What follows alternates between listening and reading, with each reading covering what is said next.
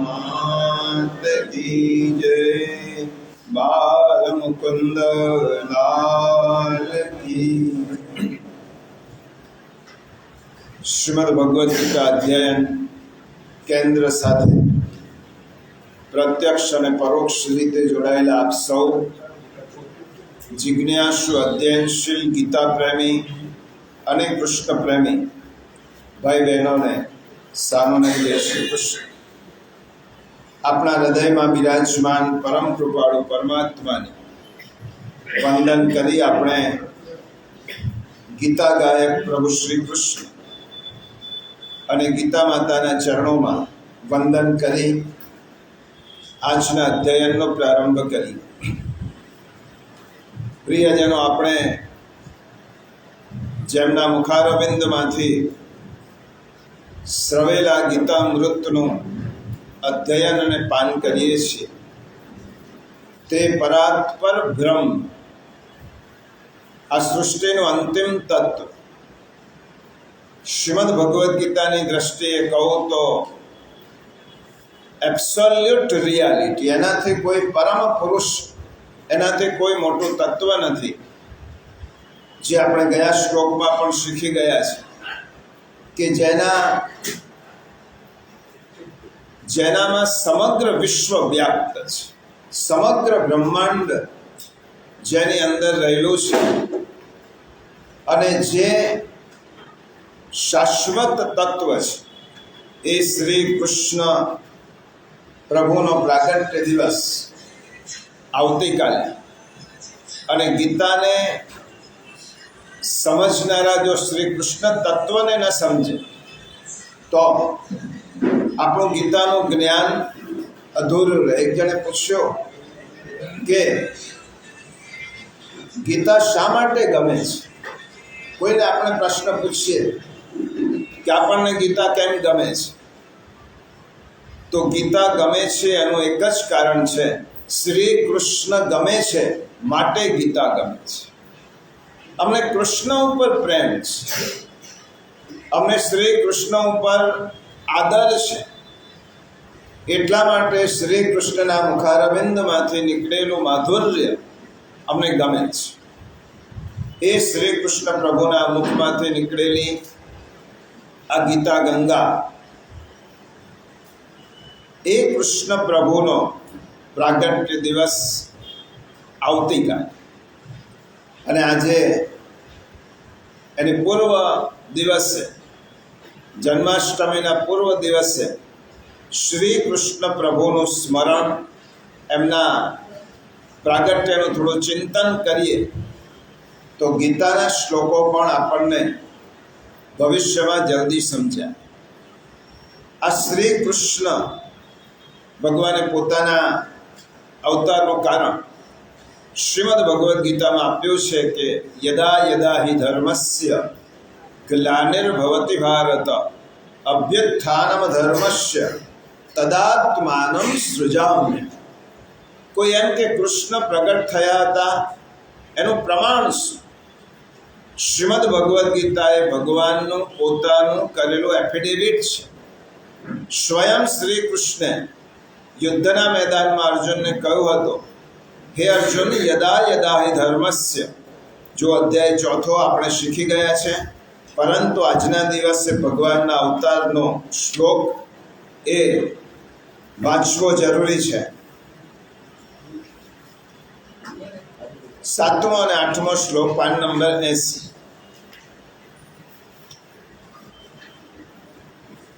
યદા યદા હિ ધર્મસ્ય ગ્લાનિર્ભવતિ ભારત અભ્યુત્થાનમ ધર્મસ્ય તદાત્માનમ સૃજામ્યહમ। હે ભારત એટલે અર્જુન, જ્યારે ધર્મની હાનિ અને અધર્મની વૃદ્ધિ થાય છે ત્યારે હું પોતાના રૂપને સર્જું છું, એટલે કે સાકાર રૂપે લોકો સમક્ષ પ્રગટ થાઉં છું। અને પછી બીજા શ્લોકમાં ભગવાને કહ્યું, પરિત્રાણાય સાધૂનામ વિનાશાય ચ દુષ્કૃતામ ધર્મ સંસ્થાપનાર્થાય સંભવામી યુગે યુગે. સાધુ પુરુષોનો ઉદ્ધાર કરવા માટે, પાપ કર્મ કરનારાઓનો વિનાશ કરવા માટે અને ધર્મથી સમ્યક રીતે ધર્મની સ્થાપના કરવા માટે હું યુગે યુગે પ્રગટ થઉં છું. પછી આજનું ચિંતન જેના વિશે છે તે શ્લોક છે, જન્મ કર્મ ચ મે દિવ્યમ એવં યો વેત્તિ તત્વતઃ ત્યક્ત્વા દેહં પુનર્જન્મ નૈતિ મામેતિ સોર્જુન. ભગવાન કહે છે કે મારા જન્મ અને કર્મ દિવ્ય અર્થાત નિર્મળ અને અલૌકિક છે એમ જે માણસ તત્વથી જાણી લે છે તે દેહ છોડીને પુનર્જન્મ નથી પામતો પણ મને જ પામે છે. આ 9મો શ્લોક પ્રાગટ્ય દિવસના સંદર્ભમાં ખૂબ મહત્વનો શ્લોક છે. શ્રી કૃષ્ણ તત્વને સમજવું. શ્રી કૃષ્ણને આપણે કેવી રીતે જાણીએ છીએ?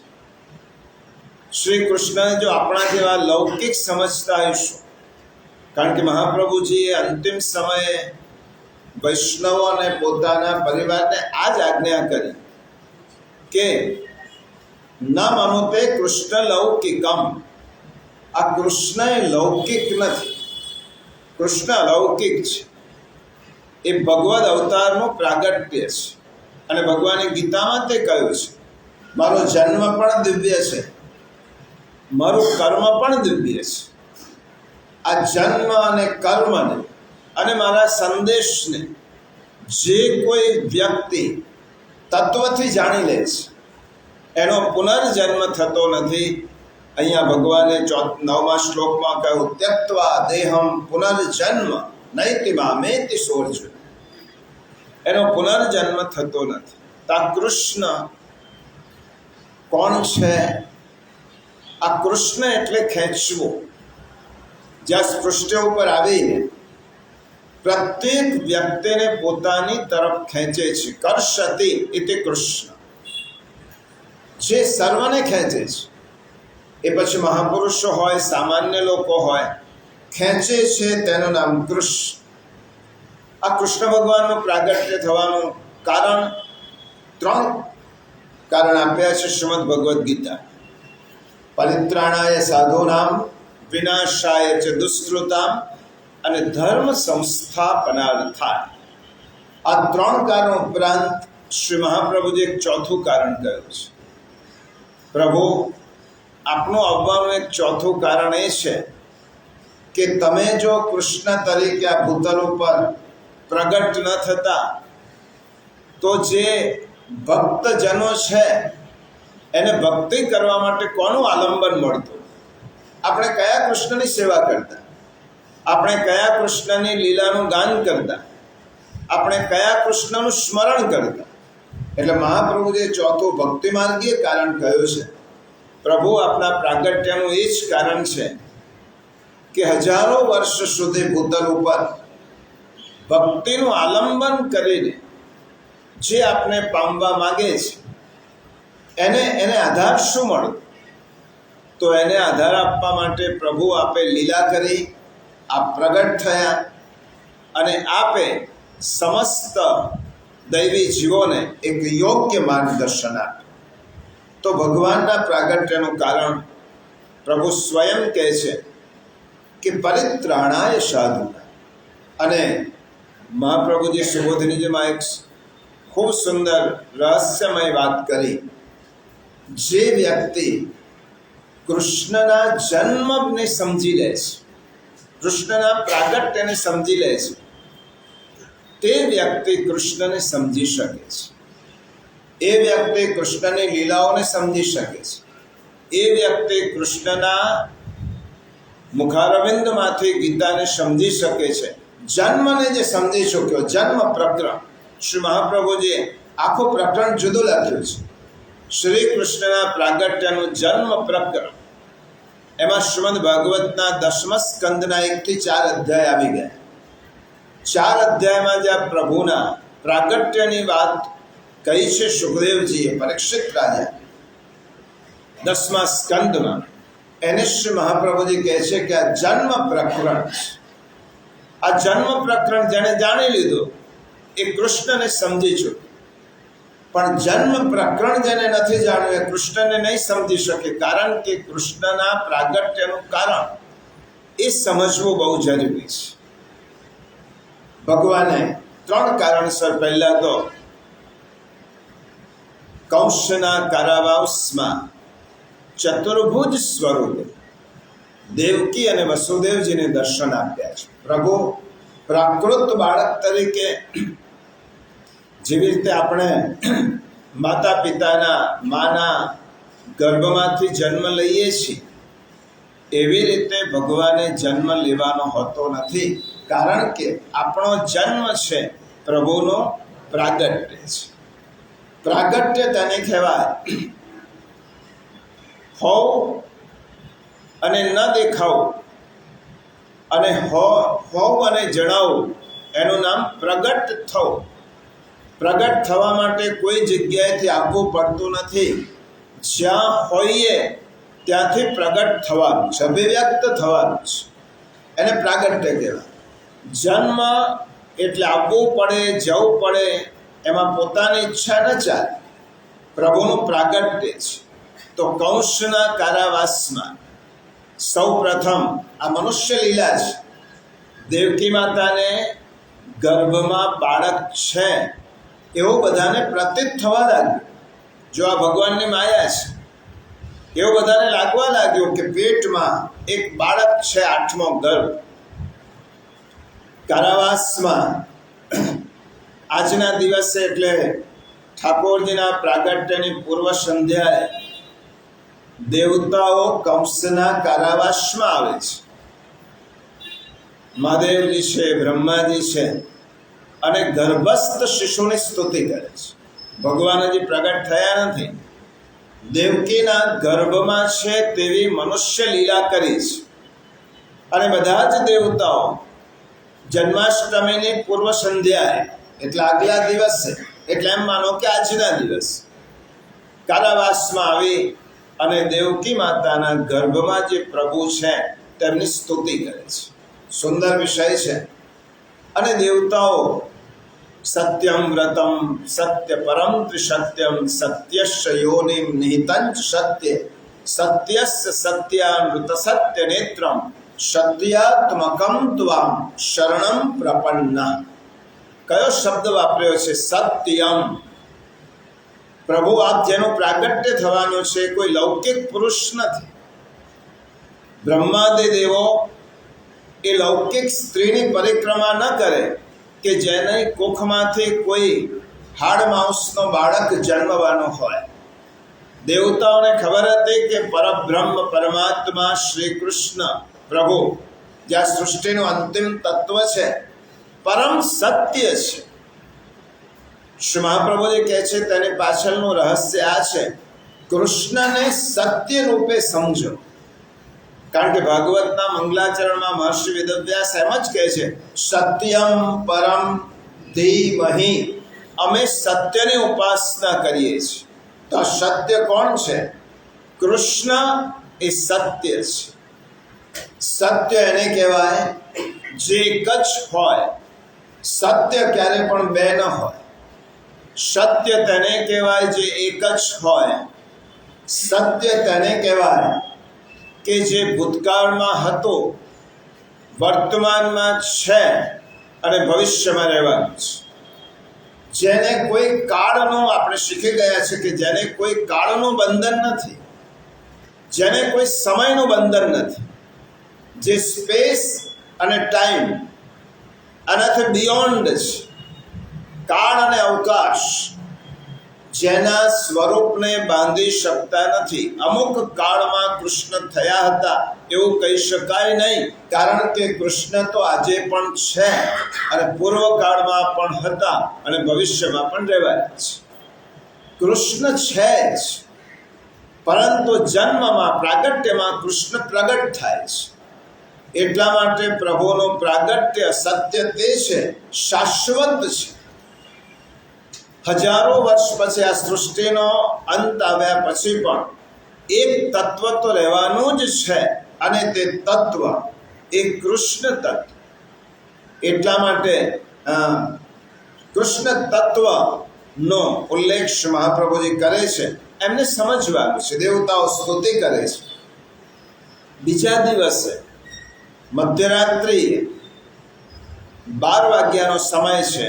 બહુ ગહન પ્રકરણ છે, પરંતુ આજનો વિષય એ કૃષ્ણ તત્વને અનુલક્ષીને કહેવાનું છે. એટલા માટે કંસના કારાગૃહોમાં મધ્યરાત્રિનો સમય છે, અને તે વખતે શ્રી ભગવતમાં હરિવંશ પુરાણ, વિષ્ણુ પુરાણમાં આનો ઉલ્લેખ છે. શ્રી કૃષ્ણ પ્રભુ મધ્યરાત્રિ 12 વાગે ચતુર્ભુજ સ્વરૂપે દેવકી અને વસુદેવજીને દર્શન આપે છે. સ્વરૂપ બાળકનું જ છે, અને પણ ચતુર્ભુજ ધારણ કરેલું છે. દર્શન આપતી વખતે હવે વસુદેવ અને દેવકી, જો આ કૃષ્ણના જન્મ પ્રકરણને આપણે સમજીએ છીએ, જન્મ કર્મ ચ મે દિવ્યમ એવમ યો વેત્તિ તત્વતઃ, મારા જન્મ અને કર્મને જે વ્યક્તિ તત્વથી જાણી લે છે, એ વ્યક્તિ પુનર્જન્મને પ્રાપ્ત થતો નથી. ચતુર્ભુજ સ્વરૂપે પ્રભુ દર્શન આપે છે. ભાગવતમાં તો એનું સુંદર વર્ણન કર્યું છે. વસુદેવજી સ્તુતિ કરે છે 10 શ્લોકમાં. 8 શ્લોકમાં દેવકી માતા સ્તુતિ કરે છે. ખૂબ સુંદર શ્લોકો છે, આપણે એમાં આજે જતા નથી. સ્તુતિ કર્યા પછી પ્રભુ પોતાના જન્મદાતા માતા પિતાને એમ કહે છે, હે માતા પિતા, હે દેવકી અને વસુદેવજી, હું તમારે ત્યાં મનુષ્ય લીલા રૂપે, પુત્ર રૂપે પ્રગટ થવાનો છું. હજી તો હું દર્શન આપું છું તમને. થોડા વખત પછી તમે મને બાળક રૂપે જોશો, પરંતુ તત્વથી મને સમજી લો કે હું કોણ છું. તમારા જેવી રીતે 6 બાળકો થયા, એ 6 બાળકો દૈવી અંશ હતા, પણ હું ભગવત અવતાર છું. અને તમારે ત્યાં શા માટે પ્રગટ થવાનો છું? એનું એક કારણ કહ્યું પ્રભુએ સ્વયં. તમે પૂર્વકાળમાં એક વસુ હતા, અને તમે બંને પતિ પત્ની હજારો વર્ષ સુધી, આ ભાગવતના શબ્દ સા બોલું છું, હજારો વર્ષ સુધી તમે તપશ્ચર્યાના ફળ રૂપે મેં તમને દર્શન આપ્યા. ત્યારે તમે મારી પાસે વરદાન માગ્યું કે તમારા જેવો પુત્ર મને થાવ. તમે મારું વરદાન માગ્યું. ત્યારે હવે મારા જેવો તો બીજો ક્યાં લેવા જવું, કારણ કે મારા જેવો હું પોતે જ છું. ભગવાને સ્તુતિમાં કહ્યું છે 11મા અધ્યાયમાં, ભગવાન જેવું કોઈ નથી, તો ભગવાનથી મોટો તો કોણ હોવાનો? એટલે મારા જેવો પુત્ર થાય તેવું વરદાન માંગ્યું. મારા જેવો ક્યાંથી લાવું? અને તમારું વરદાન સત્ય કરવા માટે હું તમારે ત્યાં 3 જન્મથી પ્રગટ થઉં છું. પહેલો કૃષ્ણ ગર્ભ, પછી તમે કશ્યપ અને અદિતિ હતા બીજા જન્મમાં, ત્યારે તમારે ત્યાં વામન રૂપે હું પ્રગટ થયો. અને આ જન્મે તમે દેવકી અને વસુદેવ રૂપે છો, તમારે ત્યાં હું પ્રગટ થવાનો છું. પરંતુ મારું બીજું પણ એક વરદાન નંદ અને યશોદાજીને આપેલું છે.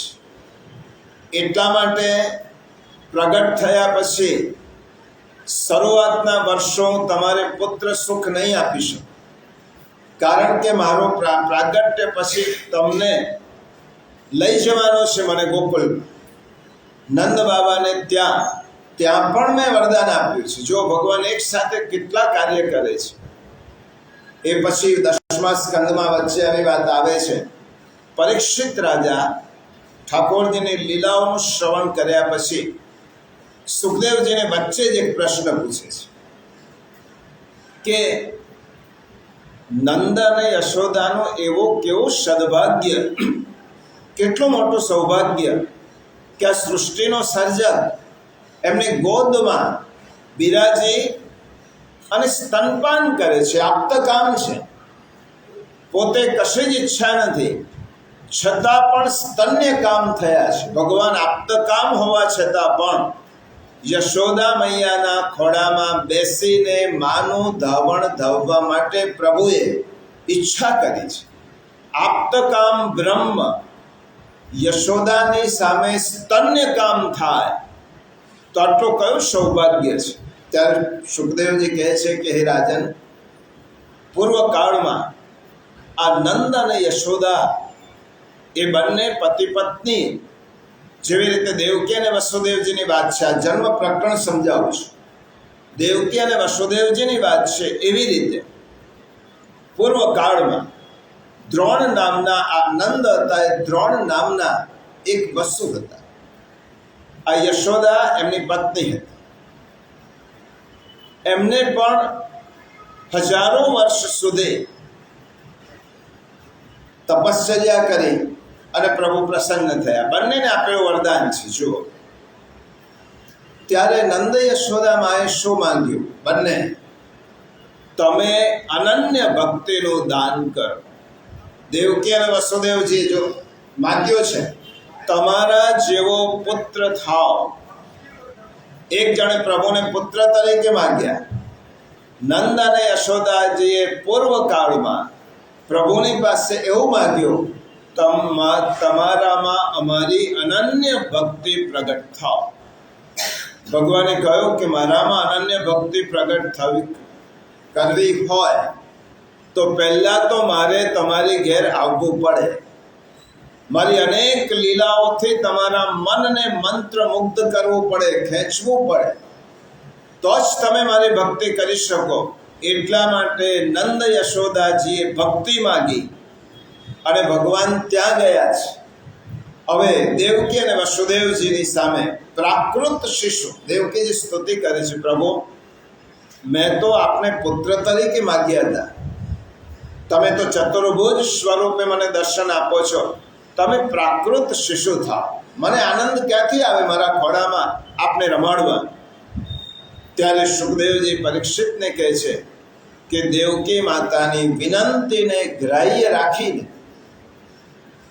ચતુર્ભુજ સ્વરૂપ પરબ્રહ્મ પરમાત્મા પ્રાકૃત શિશુનું રૂપ ધારણ કર્યું.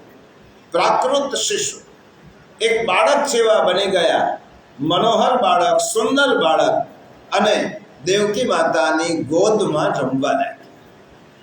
હવે દેવકી માતાને માયાનો આવરણ જતું રહ્યું. હવે પોતાના પુત્ર તરીકે શ્રી કૃષ્ણને એ રમાડે છે. પરંતુ હવે ભગવાનને બીજી લીલા છે, કારણ કે યશોદાજીને પણ વરદાન આપ્યું હતું, નંદ અને યશોદા. હવે શ્રી મહાપ્રભુજીની આનામાં સુબોધિનીજી એટલા માટે કહું છું, જન્મ પ્રકરણને સમજી લઈએ તો જ આપણે કૃષ્ણને સમજીશું. આપણે સર્વસામાન્ય માન્યતા એવી છે કે, અને ભાગવતમાં લખેલું છે, અને ભાગવતનું લખાણ આપણે વાંચીએ છીએ એટલે આપણને એમ લાગે કે દેવકી અને વસુદેવજીએ પ્રભુને ટોપલીમાં પધરાવ્યા, ગોકુલમાં લઈ ગયા. આ બધી જ વાત સત્ય છે, આ બનેલી વાત છે. પરંતુ આટલું પૂરતું નથી. ભગવાને બંનેને વરદાન આપ્યું છે. હવે બંનેને વરદાન આપ્યું હોય તો બંનેને ત્યાં પુત્ર તરીકે પ્રગટવું પડે. તો ભગવાનની લીલા, એક લીલામાં ભગવાને કેટલી લીલાનો સમાવેશ કર્યો છે કે તમે મને અહીંયાથી, હે માં, હું બાળક રૂપે તમારી કોખે જન્મ્યો છું, પરંતુ અફસોસ એ છે 11 વર્ષ સુધી હું તમારી પાસે નહીં રહી શકું. તમારે મને વ્રજમાં લઈ જવાનું છે, નંદ બાબાને ત્યાં ગોકુલમાં લઈ જવાનું છે. અને વસુદેવજી પૂછે છે કે પ્રભુ આપને લઈ જવા એટલે કારાવાસના કે અમારો બંદીવાન છે, કેટલાક લોકો અમને બેઠેલા છે દરવાનો, ચુસ્ત ચોકી પહેરો છે. ભગવાને કહું, જ્યાં હું પધારું છું ત્યાં બધા જ બંધન તૂટી જાય છે, કારણ કે હું તો બધાના બંધન છોડાવવા વાળો છું, અને જે બંધન છોડાવે એ પોતે બંધનમાં ક્યાંથી રહે? માટે ચિંતા ન કરશો, બધા જ બંધનો, કારાવાસના દરવાજા ખુલી ગયા છે. કંસને કશી જ ખબર પડવાની નથી. તમે લઈ જાઓ. અને ત્યાં લઈ ગયા. જન્માષ્ટમીનો દિવસ, એ મધ્યરાત્રિનો શ્રાવણ વદ અષ્ટમીનો દિવસ, એ પ્રાગટ્ય થયું કંસના કારાવાસમાં દેવકી અને વસુદેવજીની સન્મુખ. એને આપણે જન્માષ્ટમી કહીએ છીએ. એ ભગવાનનું પ્રાગટ્ય. પરંતુ એ મહાપ્રભુજીની ટિપ્પણી સમજો. મહાપ્રભુજી કહે છે આ તત્વાર્થ છે ને આ જન્મ પ્રકરણનો હાર્દ છે.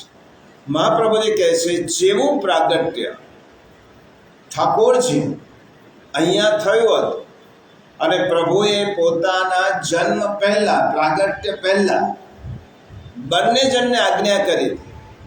એક તો પોતાનું ધામ એટલે બલભદ્રજી, બલરામજી, શેષ નારાયણનો અવતાર, ભગવાન જેના ઉપર પડે છે ક્ષીરસાગરમાં, શેષ નારાયણ એ બલભદ્રજી, અને બીજી ભગવાનની એક માયા.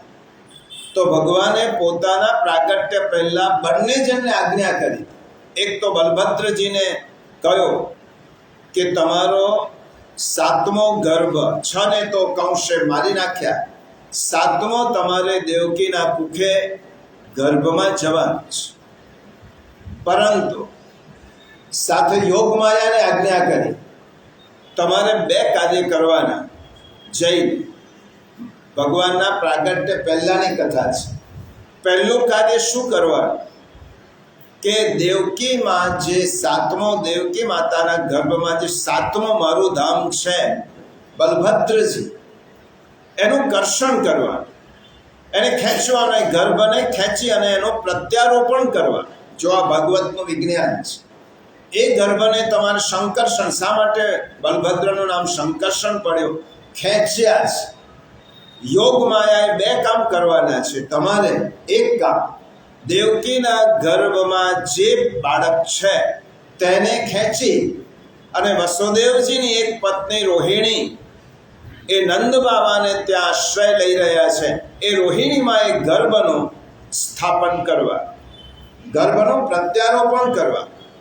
એટલે એક રીતે બલભદ્રજી દેવકીજીના પુત્ર પણ થાય, અને તમે ખેંચીને રોહિણીમાં તે ગર્ભને પધરાવશો તો એ રોહિણીના પણ પુત્ર થાય. પરીક્ષિતે આ પ્રશ્ન પૂછ્યો છે, એક બાળકની 2 માતા કેવી રીતે હોઈ શકે?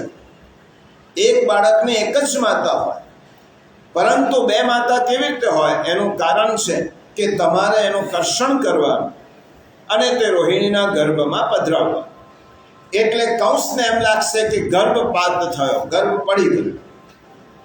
એ ગર્ભ જીવંત રહેવાનો છે, સુરક્ષિત રહેવાનો છે દેવકી માતાની કોખ, આ યશોદ ત્યાં રોહિણી માતાની કોખ.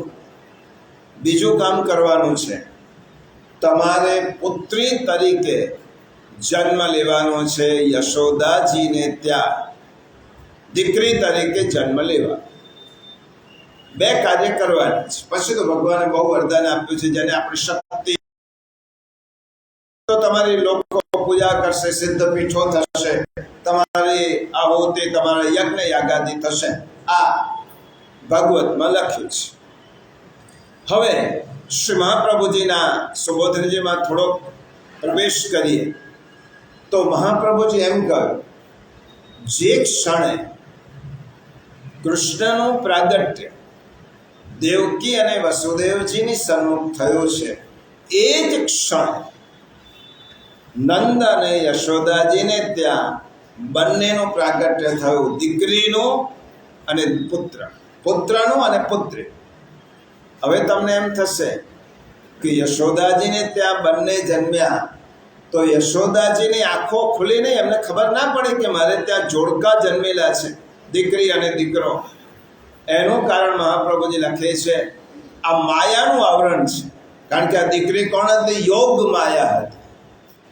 અને યોગ માયા આખી સૃષ્ટિને જો પોતાના આવરણથી ઢાંકી દેતી હોય અને જે સત્ય છે તે ખબર ન પડવા દેતી હોય, તો એને તો યશોદાજીને એક આવરણ કર્યું આખો.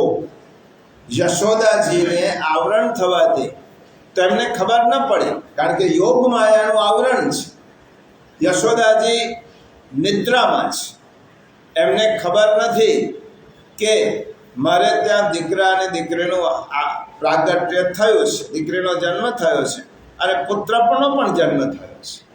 હવે જુઓ, હવે મહાપ્રભુજી કહે છે કૃષ્ણ એક જ છે, જુદા નથી. આ રહસ્ય એટલા માટે સમજાવું છું કે જ્યાં સુધી કૃષ્ણ તત્વને નહીં સમજાય ત્યાં સુધી આપણે કૃષ્ણને લૌકિક ગણીશું, એમને પ્રાકૃત બાળક ગણીશું. આ કૃષ્ણએ આજ્ઞા કરી છે યશુદેવજી કે તમે મને નંદ બાબાને ત્યાં પધરાવી આવો. અને પછી તો આખો સુંદર પ્રસંગ છે. યમુનાજીના ધરામાંથી પ્રભુને લઈને વસુદેવજી આવે છે. આવ્યા પછી વસુદેવજી જુએ છે આખું વ્રજ માયાના આવરણમાં લપેટાયેલું છે.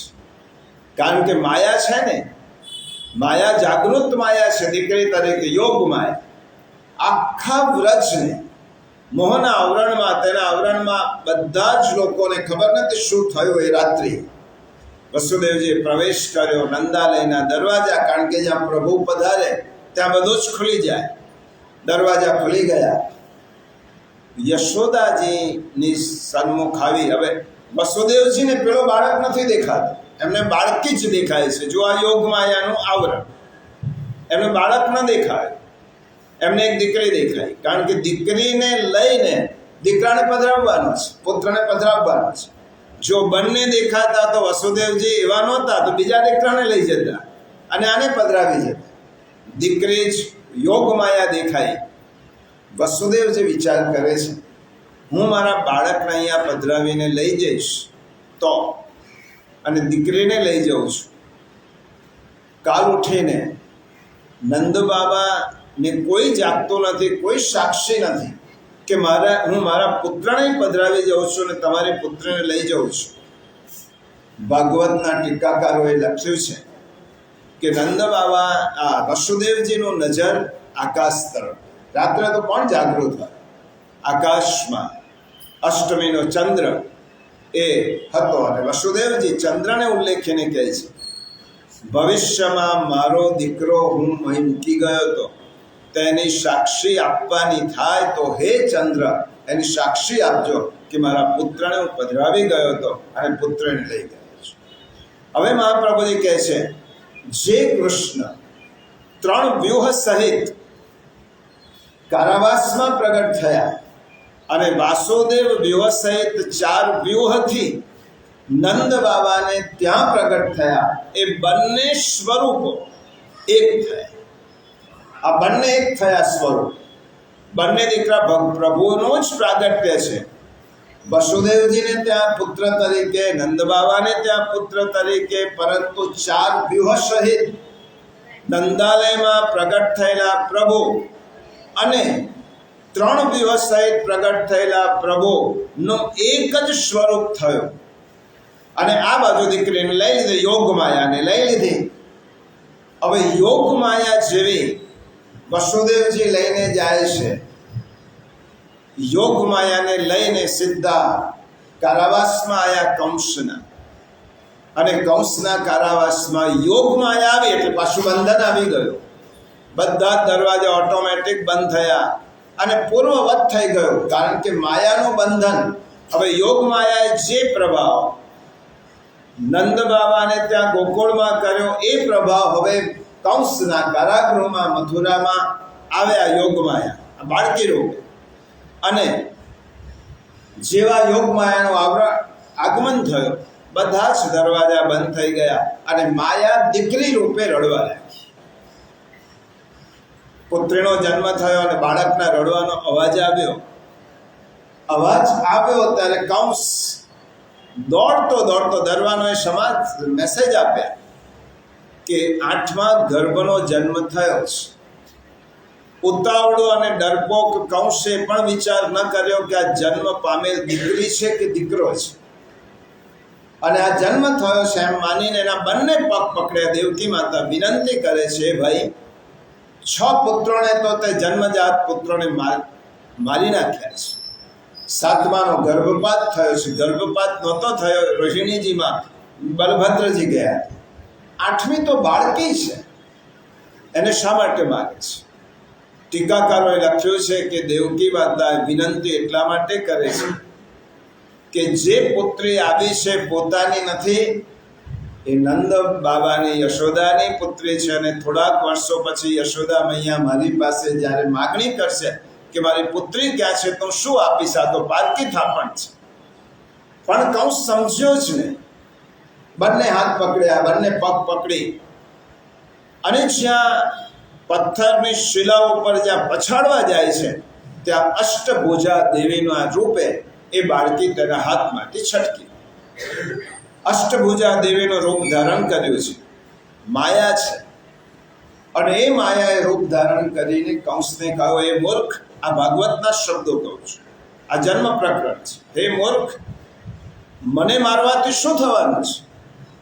તારો મારનારો તો અન્યત્ર જન્મી ચૂક્યો છે. શબ્દ જુઓ, મહાપ્રભુએ પ્રમાણ આપ્યો છે. આ યોગ માયાના મોઢામાંથી શું નીકળ્યું છે? તારો મારનારો તો અન્યત્ર ગયો છે એમ નહીં, અન્યત્ર જન્મી ચૂક્યો છે. એનો જન્મ બીજે થઈ ગયો છે. અને એ યોગ માયાએ કંસને જ્યારે કહ્યું તેની આંખો ખુલી ગઈ. અને એ કંસ પછી તો આગળની વાત આપણે નથી લેતા, પશ્ચાતાપ કરે છે. દેવકી અને વસુદેવજીને છોડે છે કેદમાંથી. મને ક્ષમા કરજો કે મેં તમારા પુત્રોને માર્યા, દેવવાણી સાંભળીને, આકાશવાણી સાંભળીને. પરંતુ અષ્ટભુજા દેવી તો મને જુદું કહીને ગઈ. અને પછી પ્રભુની લીલા થાય છે.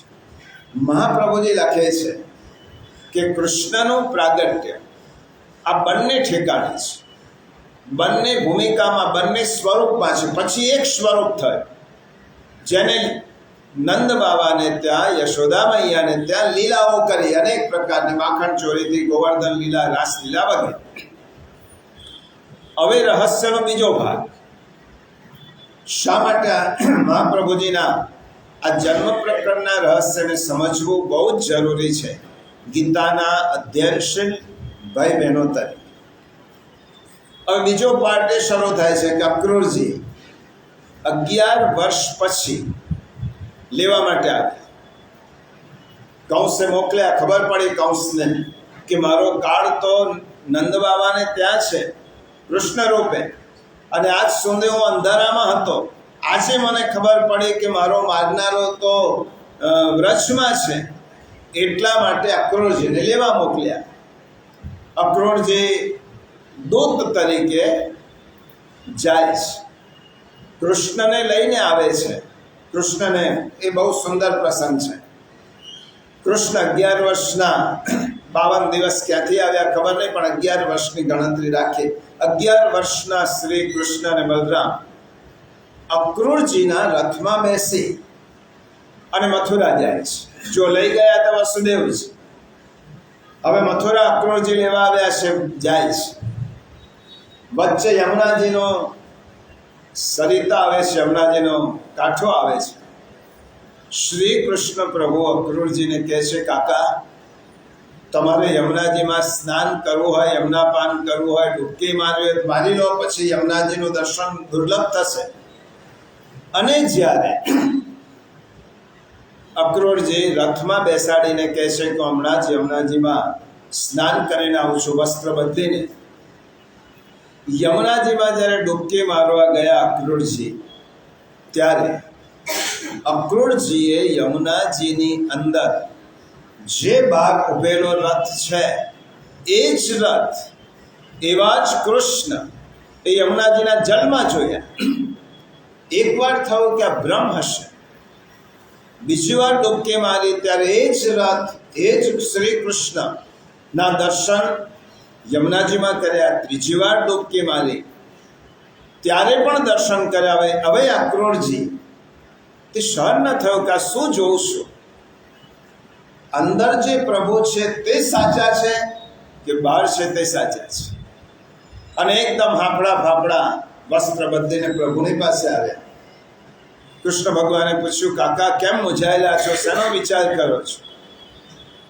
મને એક જવાબ આપો, તમે રથમાં બિરાજમાન છો તે તમારું સાચું રૂપ છે કે યમુનાજીના જલમાં છો તે સાચું રૂપ છે? ત્યારે કૃષ્ણ ભગવાને કહ્યું, હે અક્રૂર કાકા, મારી પ્રતિજ્ઞા છે, વૃંદાવનમ પરિત્યજ્ય પાદમેકમ ન ગચ્છતિ, વૃંદાવનને છોડીને તો એક ડગલું પણ હું જતો નથી.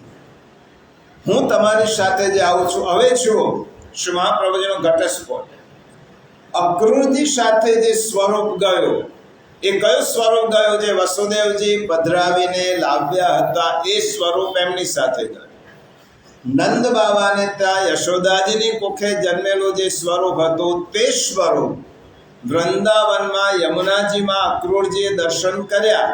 હવે આ સ્વરૂપ બદલાયું. એ સ્વરૂપ, આ પુષ્ટિ, જેને મહાપ્રભુજી પુષ્ટિ પુરુષોત્તમ શ્રી કૃષ્ણ કહે છે. અને હવે ભગવાને જુદું કામ કરવાનું.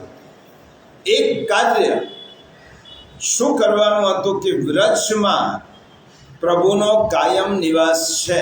જો એવું ના હોતું તો આજે આપણે વ્રજમાં જઈએ છીએ, પરિક્રમા કરીએ છીએ, અને કૃષ્ણને જો અક્રૂરજી લઈ આવ્યા હોય તો આજે એમ કહીએ છીએ કે વ્રજમાં કૃષ્ણ નિત્ય વસે છે. તો કયા કૃષ્ણ વસે છે? એ કૃષ્ણ વસે છે કે જે કૃષ્ણને અક્રૂરજી લઈ ગયા નથી. અને મહાપ્રભુજી સ્પષ્ટતા કરે છે, અક્રૂરજી સાથે ગયા તે પણ કૃષ્ણ જ છે, ભેદ કરવાનો નથી. નંદ બાબાને ત્યાં યમુનાજીમાં અક્રૂરજીએ દર્શન કર્યા તે પણ કૃષ્ણ જ છે, પણ ભેદ એટલો જ છે, પેલા કૃષ્ણ છે વેદાતીત કૃષ્ણ છે. વેદો પણ જેનું વર્ણન કરી શકવા માટે અસમર્થ છે તે કૃષ્ણ. અને આ કૃષ્ણ છે, કયા કૃષ્ણ છે? આ કૃષ્ણ વેદ પ્રથિત પુરુષોત્તમ. ખાલી આ નામ જુદા છે, ભૂમિકા જુદી છે. હવે પ્રશ્ન થાય, ભગવાન વૃંદાવ્રજમાં આ રૂપે પ્રગટ થયા તેનું એક કારણ છે, રસો વૈ સહ શ્રી કૃષ્ણ રસ સ્વરૂપ છે. અને પ્રેમ કરવો હોય તો પોતે જ પ્રગટ થવું જોઈએ, એ બીજાને ન મોકલાય. જો મારવાનો હોય તો ભગવાન ઉપરથી સ્વિચ ઓફ કરી દે. કોઈને મારવાનું, કંસને મારવા માટે પ્રભુ પ્રગટ થયા જ નથી. એ તો ભગવાનની ગૌણ લીલા છે. કંસને કે શિશુપાલનો વધ કરવાનો હોય તો આખા બ્રહ્માંડને જે વિલીન કરી શકે, એ કંઈ કંસ અને શિશુપાલને મારવા માટે આવે એવું નથી. ભગવાનનું આવવાનું પહેલું કારણ છે વ્રજવાસીઓ ઉપર નિતાંત પ્રેમ કરવાનો છે. એટલે ભગવાન શ્રી કૃષ્ણનું પહેલું પર્વ એ પ્રેમ પર્વ છે. 11 વર્ષ કેમ જુદા થયા? આ ભગવાનનું પ્રેમ પર્વ છે. પોતાના ભક્તોને, પોતાના નિજજનોને એટલો બધો પ્રેમની વર્ષા કરી છે. તમે એક એક બાલ ચરિત્ર, એક એક લીલાઓ જોશો તો ભગવાને જેના ઘરમાં જઈ એનો તારવેલું માખણ ચોર્યું, જેના ઘરમાં જઈ અને માખણ માગ્યું કે મારે તારું ખાવું છે માખણ, તો મને આપ. છછિયા ભર છાછ પે નાચ રચાવે, એ ગોપિકાઓના બધા જ મનોરથો પૂર્ણ કર્યા. ગોવાળોની સાથે રમ્યા, ગાયોને પ્રેમ કર્યો, અને આખા વ્રજને પોતાના પ્રેમથી વ્યાપ્ત બનાવી દીધો. એટલે વ્રજ એ ભગવાનની પ્રેમ ભૂમિ છે. એટલે ભગવાન શ્રી કૃષ્ણની પહેલી ભૂમિકા કઈ? રસેશ્વર. શ્રી કૃષ્ણને પહેલી ભૂમિકા કઈ? રસેશ્વર કૃષ્ણ, જેને રસનું જ દાન કર્યું છે. એટલા માટે મહાપ્રભુજી આજ્ઞા કરી, જો કૃષ્ણમાં ભેદ નથી, ફરીથી સમજી લો. મહાપ્રભુજીએ મંગલાચરણમાં કહ્યું છે, નમામિ હૃદય શેષે લીલા ક્ષીરાબ્દિશાયિનમ લક્ષ્મી સહસ્ર લીલાભિ સેવ્યમાનમ કલાનિધિમ ચતુર્ભિશ્ચ ચતુર્ભિશ્ચ ચતુર્ભિશ્ચ ત્રિભિસ્તથા ષડભિર વિરાજતે યોસૌ પંચધા હૃદય. જન્મથી પ્રાગટ્યથી શરૂ કરીને દેહોત્સર્ગ કર્યો, આસુર વ્યામોહ લીલા કરી ત્યાં સુધી કૃષ્ણ ભગવાન જ છે. કૃષ્ણના ભગવાનત્વમાં કોઈ ફેર પડતો નથી. પરંતુ ભગવાનનો રોલ જુદો છે, ભગવાનની ભૂમિકા જુદી છે. વ્રજમાં ભગવાનની ભૂમિકા કઈ હતી? પ્રેમ રસેશ્વર, અને રસેશ્વર રૂપે તેમણે ગોપિકાઓ સહિત બધાને પ્રેમનું દાન કર્યું છે. આ ભગવાનની પહેલી ભૂમિકા. પછી ભગવાનને બીજો પાઠ શરૂ થાય છે, બીજી ભૂમિકા. રસ રૂપે તો બધાને સમાન દાન કર્યું છે. ગોવાળો હોય, ગાયો હોય, ગોપબાળો હોય, બધા જ હોય. વ્રજમાં આવતા બધા જ ઝાડ પાન લતા પતા બધા જ. પછી પ્રભુને યાદ આવ્યું, મેં આ ઋષિરૂપા ગોપિકાઓને એક બીજું વચન આપ્યું છે. જો ભગવાનને બીજો રોલ શરૂ થાય, બીજું વચન કયું આપ્યું હતું કે રામાયણમાં આવો પ્રસંગ છે, એક જ તત્વના બે રૂપ છે. એક મર્યાદા પુરુષોત્તમ સ્વરૂપે જે પ્રભુ પ્રગટ થયા ત્રેતામાં તે રામ, અને દ્વાપરમાં પુષ્ટિ પુરુષોત્તમ રૂપે પ્રગટ થયા તે શ્રી કૃષ્ણ. આ બંને એક જ તત્વ છે. આ પ્રભુ રામ વનવાસમાં જ્યારે દંડકારણ્યમાં પધાર્યા ત્યારે દંડકારણ્યના હજારો ઋષિઓ તપશ્ચર્યા કરતા હતા નિર્ગુણ બ્રહ્મના ઉપાસક, પરબ્રહ્મની પ્રાપ્તિ માટે. આ ઋષિઓને જ્યારે ખબર પડી કે પરબ્રહ્મ પરમાત્મા દશરથ નંદન રૂપે વનવાસ ભોગવી રહ્યા છે અને દંડકારણ્યમાં બિરાજે છે, ત્યારે બધા જ ઋષિઓ પ્રભુ રામચંદ્રજીના દર્શન કરવા માટે આવ્યા. અને દર્શન કરવાથી એમને નિર્ગુણની ઉપાસના કરી હતી. અને નિર્ગુણે જ્યારે સગુણ રૂપ લીધું હોય ત્યારે પ્રભુની સુંદરતા એટલી બધી નિખરતી હતી કે આ ઋષિઓને પણ એમ થયો, હવે અમારે કોઈ સાધના નથી કરવી, કોઈ સમાધિ નથી કરવી, આ જ સ્વરૂપમાં બ્રહ્મ છે, અમે એમની સેવા કરીશું. અને ઋષિઓએ પ્રભુને પ્રાર્થના કરી. હજારો ઋષિઓ પ્રભુને પ્રાર્થના કરી, પ્રભુ હજારો વર્ષ તપશ્ચર્યા કર્યા પછી અમે આપની પાસે એક વરદાન માગીએ છીએ, અમને આપની સેવાનું સુખ આપો. તમારી પાસે રહીશું, તમારા માટે બધી વસ્તુઓ લઈ આવીશું, જળ ભરી લાવીશું, તમે સેવાનું સુખ આપો. ત્યારે મર્યાદા પુરુષોત્તમ રામચંદ્રજીએ કહ્યું, હું આ જન્મમાં તો મારી મર્યાદા છે, મારી પત્ની જનકનંદિની અને ભાઈ લક્ષ્મણ આ બંનેની સેવાનો જ સ્વીકાર કરવાનો મારો નિયમ છે. તમારી સેવાનો અંગીકાર કરી શકતો નથી, સેવા લઈ શકતો નથી. ઋષિઓ નિરાશ થયા. પ્રભુ આટલા વર્ષો પછી, હજારો વર્ષની તપશ્ચર્યા પછી દર્શન થયા અને તમે અમને સેવાનો પણ આટલો લાભ નથી આપતા. ત્યારે દયા પ્રભુ રામચંદ્રજીએ કહ્યું, તમે પહેલી વખત મારી પાસે કંઈક માગ્યો છે, જાઓ હું તમને વરદાન આપું છું. આ જન્મે તો મેં મર્યાદાનો સ્વીકાર કર્યો છે, પરંતુ મારો બીજો અવતાર વ્રજમાં નંદબાબાને ત્યાં શ્રી કૃષ્ણ રૂપે થવાનો છે. તે વખતે તમે બધા જ પ્રાપ્તે સારસ્વતે કલ્પે વ્રજે ગોપ્યો ભવિષ્ય, તમે બધા જ ગોપિકાઓ બનીને વ્રજમાં જન્મ લેજો. તો જેને આપણે સામાન્ય ગોવાળાનો સમજીએ છીએ, એ ગોવાળાનો નહોતી, એ તો તેમનું બાહ્ય સ્વરૂપ હતું. પણ તત્વ તાત્વિક રૂપે આ બધી જ ગોવાલણો કોણ હતા? હજારો વર્ષની તપશ્ચર્યા કરનારા ઋષિઓ. એટલા માટે મહાપ્રભુજીએ શબ્દ વાપર્યો છે ઋષિ રૂપા ગોપિકા. આ ગોપિકાઓ કેવી હતી? ઋષિ રૂપા. અને એ ગોપિકાઓને હવે પ્રભુને બીજું વચન યાદ આવ્યું કે આખા વ્રજને તો મેં પ્રેમ કર્યો જ છે, હવે મારે એ લોકોને મારા શ્રી અંગ, એમને ઋષિઓને તે વખતે એવી ઈચ્છા હતી, કામના હતી કે પ્રભુના શ્રી અંગનો સ્પર્શ થાય. જેવી રીતે આપણે કામના હોય કે પ્રભુના દર્શન કરીએ, પરંતુ એમ થાય કે પ્રભુ આપણને તેમના ચરણનો સ્પર્શ ક્યારે કરાવે. એવી રીતે તેમને કામના થઈ હતી. તેમની કામના પૂર્ણ કરવા માટેનું વચન મેં રામાવતારમાં આપ્યું હતું ગોપિકાઓ. એટલા માટે હવે વ્રજમાંથી ભગવાને જો બીજો રોલ, વ્રજમાંથી ભગવાન ક્યાં પધાર્યા છે? વૃંદાવન. આ વૃંદાવનની લીલા બધા માટે નથી, જેને વચન આપ્યું હતું તેના માટેની જ છે. વચન કોણે આપ્યું હતું? હજારો ઋષિઓ. એટલા માટે ભગવાન વૃંદાવનમાં બીજું ભગવાનનું ભૂમિકા શરૂ થઈ, રાસેશ્વર. આ રસેશ્વરનો રોલ પૂરો થયો. હવે ભગવાનની બીજી ભૂમિકા રાસેશ્વર, રાસ રચવો છે. કોની સાથે રાસ રચવો છે? સામાન્ય સ્ત્રીઓ સાથે નહીં. હમણાં સ્ત્રીનું રૂપ છે, પણ પૂર્વકાળમાં હજારો વર્ષથી મારી જેમને ઉપાસના કરી છે તેમને મારા શ્રી અંગનો સ્પર્શ કરવો છે, શ્રી અંગનું દાન કરવું છે. માટે મધ્યરાત્રિએ પ્રભુએ વેણુનાદ કર્યો, વંશી વગાડી, અને તે સાંભળી કોણે?